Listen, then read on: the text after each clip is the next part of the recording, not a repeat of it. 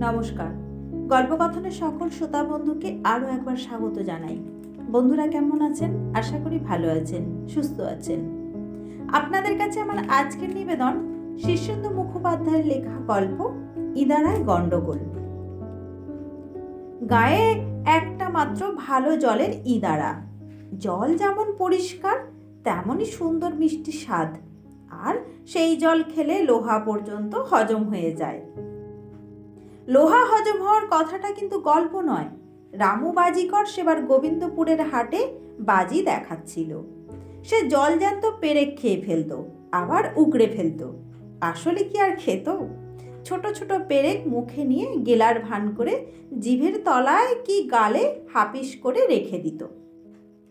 তার রামুর আর সেদিন নেই, বয়স হয়েছে, দাঁত কিছু পড়েছে, কিছু নড়েছে। কয়েকটা দাঁত শহর থেকে বাঁধিয়ে এনেছে। তো সেই পড়া নড়া আর বাঁধানো দাঁতে তার মুখের ভেতর এখন বিস্তর ঠোকাঠুকি, গন্ডগোল। কোনো দাঁতের সঙ্গে কোনো দাঁতের বনে না। খাওয়ার সময়ে মাংসের হাড় মনে করে নিজের বাঁধানো দাঁতও চিবিয়ে ফেলেছিল রামু। সে অন্য ঘটনা, থাকবে।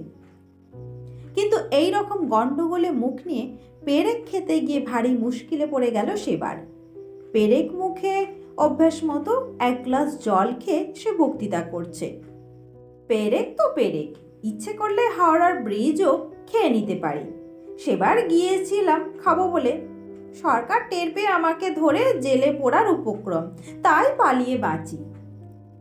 বক্তৃতা করার পর সে আবার যথা নিয়মে ওয়াক তুলে ওগড়াতে গিয়ে দেখে পেরেক মুখে নেই একটাও। বেবাক জিভের তলা আর গালের ফাঁক থেকে সাফ হয়ে জলের সঙ্গে পেটে সিদিয়েছে। টের পেয়ে রামু ভয় খেয়ে চোখ কপালে তুলে যায় আর কি। পেটের মধ্যে 8-10টা পেরেক, সোজা কথা তো নয়। আধ ঘন্টার মধ্যে পেটের ব্যথা, মুখে গাঁজলা। ডাক্তার কবিরাজ এসে দেখে বলল, অন্ত্রে ফুটো, পাকস্থলীতে ছেঁদা, খাদ্যনালী লিক, ফুসফুস ফুটো হয়ে বেলুনের মতো হাওয়া বেরিয়ে যাচ্ছে, আশা নেই। সেই সময় একজন লোক বুদ্ধি করে বলল, পুরনো ইদারার জল খাও। ঘটিভর সেই জল খেয়ে রামু আধ ঘন্টা খানেকের মধ্যে গা ঝাড়া দিয়ে উঠল। শেষ পর্যন্ত দেখা গেল সত্যি লোহা হজম হয়ে গেছে। ইদারার জলের খ্যাতি এমনিতেই ছিল, এই ঘটনার পর আরও বাড়ল। বলতে কি গোবিন্দপুরের লোকের এই ইদারার জল খেয়ে কোনো ব্যায়ামই হয় না। কিন্তু ইদানিং একটা মুশকিল দেখা দিয়েছে। ইদারায় বালতি বা ঘটি নামালে দড়ি ছিঁড়ে যায়। দড়ি সবসময় যে ছেড়ে তাও নয়, অনেক সময় দেখা যায় বালতির হাতল থেকে দড়ির গিঁট কে যেন সযত্নে খুলে নিয়েছে। কিছুতেই জল তোলা যায় না। যতবার দড়ি বাঁধা বালতি নামানো হয় ততবারই এক ব্যাপার। গাঁয়ের লোকেরা বুড়ো পুরুত মশাইয়ের কাছে গিয়ে বলল, ও ঠাকুর মশাই, বিহিত করুন। ঠাকুরমশাই মাথায় হাত দিয়ে বসেছিলেন, দুঃখের সঙ্গে বললেন, ভায়ারা, দড়ি তো দড়ি, আমি লোহার শেকলে বেঁধে বালতি নামালাম, তো সেটাও ছিঁড়ে গেল।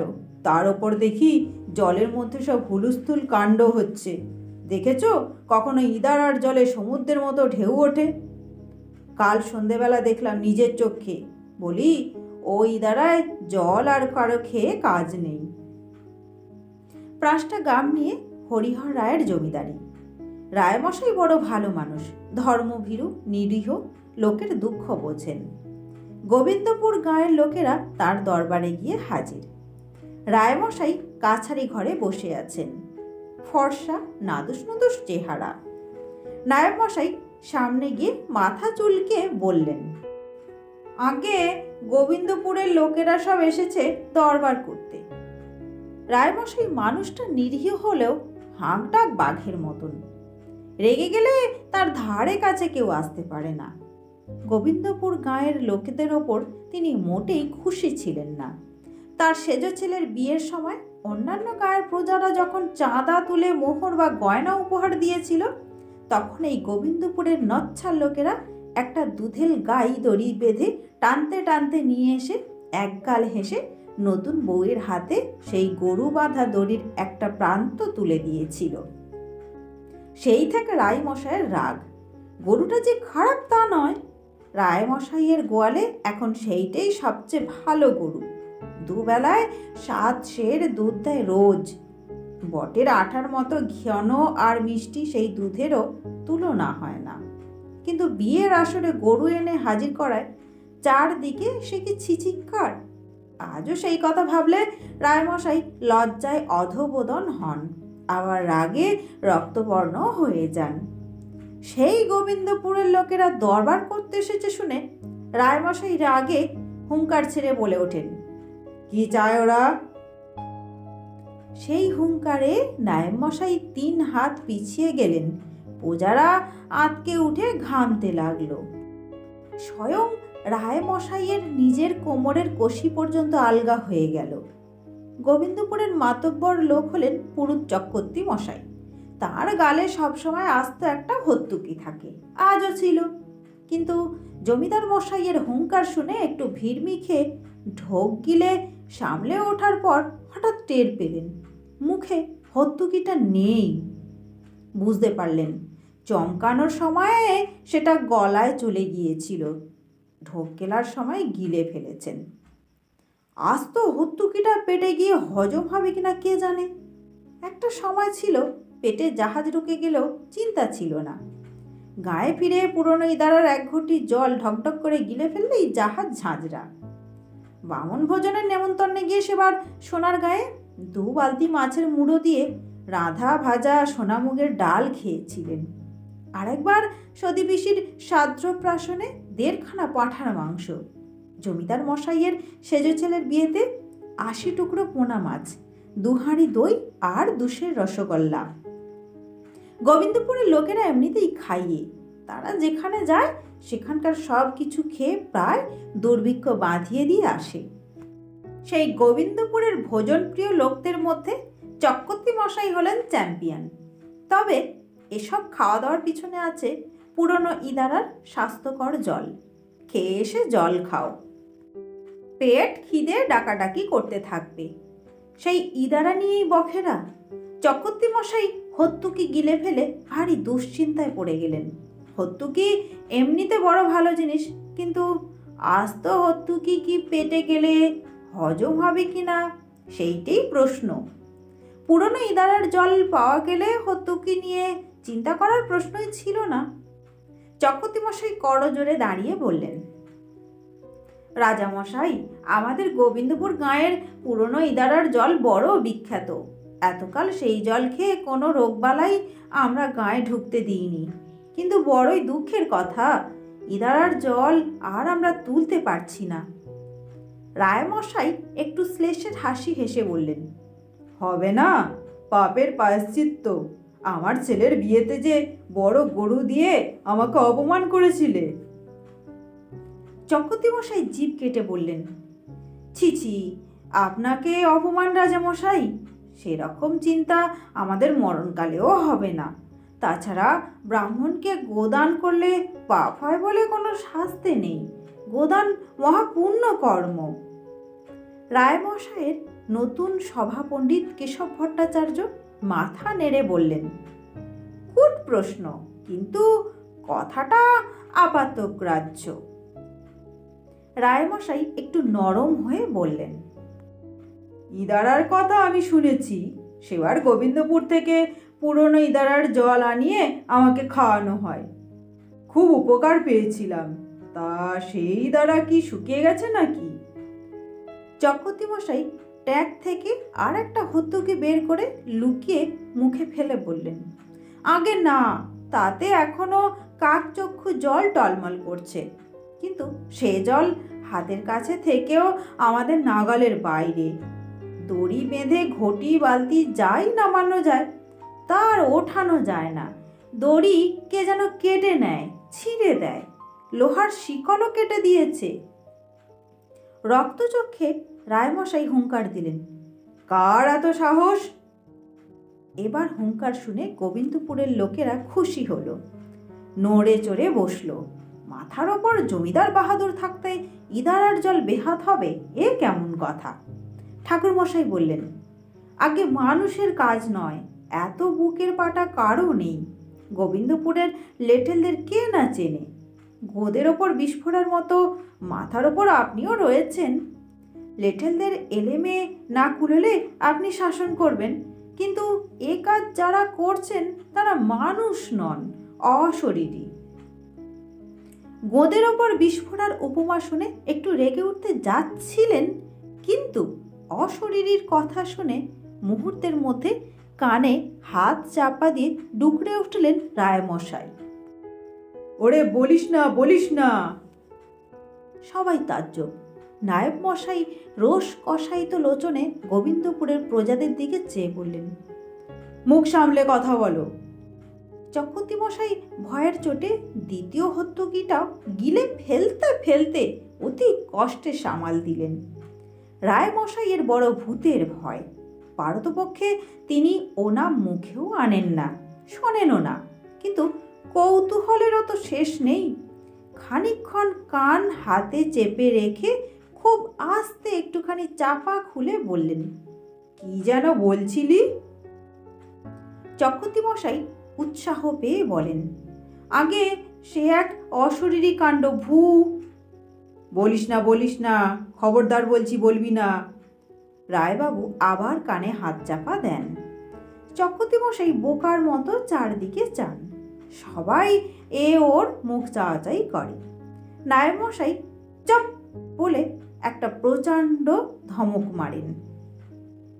একটু বাদে রায়বাবু আবার কান থেকে হাতটা একটু সরিয়ে বলেন, ইদারার জলে কি যেন? চক্রবর্তী মশাই আবার একটু ভয়ে ভয়ে বলেন, আগে সে এক সাংঘাতিক ভুতুরে ব্যাপার। চুপ কর, চুপ কর, রাম রাম রাম রাম বলে আবার রায়বাবু কানে হাত। খানিক পরে আবার তিনি বড় বড় চোখ করে চেয়ে বলেন, রেখে রেখে কথা বল। আগে বালতি ঘটির সব দড়ি তেনারা কেটে নেন, শেকল পর্যন্ত ছিঁড়েন। তাছাড়া ইদারার মধ্যে হাওয়া বয় না, বাতাস দেয় না, তবু তাল গাছের মতো ঢেউ দেয়, জল হিলিবিলি করে ভাঁপে। বাবা রে বলে রায়বাবু চোখ বুঝে ফেলেন। ক্রমে ক্রমে অবশ্য সবটাই রায়বাবু শুনলেন। তারপর একটা দীর্ঘশ্বাস ফেলে বললেন, দিনটাই মাটি করলি তোরা। নায়েব মশাই, আজ রাতে আমার শোবার ঘরে 4 জন দারোয়ান মোতায়েন রাখবেন। যে আজ্ঞে। গোবিন্দপুরের প্রজারা হাত জোর করে বলল, হুজুর, আপনার ব্যবস্থা তো দারোয়ান দিয়ে করালেন, এবার আমাদের ইদারার একটা বিলি ব্যবস্থা করুন। ইদারা বুঝিয়ে ফেলগে, ওই ইদারা আর রাখা ঠিক নয়। দরকার হলে আমি ইদারা বোঝানোর জন্য গাড়ি করে ভালো মাটি পাঠিয়ে দেবো খন। তখন শুধু গোবিন্দপুরের প্রজারাই নয়, কাছারি ঘরের সব প্রজাই হাঁ হাঁ করে উঠে বলে, তা হয় না হুজুর, সেই ইদারার জল আমাদের কাছে ধন্বন্তরী। তাছাড়া জল তো নষ্টও হয়নি, পোকাও লাগেনি, কয়েকটা ভূত। রায়বাবু হুঙ্কার দিলেন, চুপ! ওনা মুখে আনবি তো মাটিতে পুঁতে ফেলবো। সবাই চুপ মেরে যায়। রায়বাবু বেজার মুখে কিছুক্ষণ ভেবে ভট্টাচার্য মশাইয়ের দিকে চেয়ে বললেন, এ তো লেঠেলদের কর্ম নয়, একবার যাবেন নাকি সেখানে? রায়মশাইয়ের আগের সভা পণ্ডিত মুকুন্দ শর্মা 100 বছর পার করে এখনো বেঁচে আছেন, তবে একটু অথর্ব হয়ে পড়েছেন। ভারী ভুলো মন আর দিনরাত খাই খাই, তাকে দিয়ে কাজ হয় না। তাই নতুন সভা পণ্ডিত রাখা হয়েছে কেশব ভট্টাচার্যকে।